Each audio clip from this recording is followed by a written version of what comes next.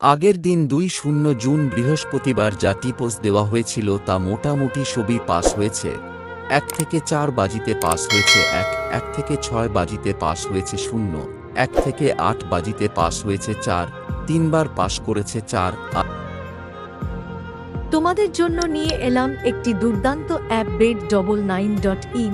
এই অ্যাপ তোমরা কলকাতা ফটাফট এবং অনেক গেম খেলতে পারবে। নির্ভরযোগ্য অ্যাপ, সহজ ইন্টারফেস, দ্রুত পারফরম্যান্স এবং অনেক সুবিধা একসাথে।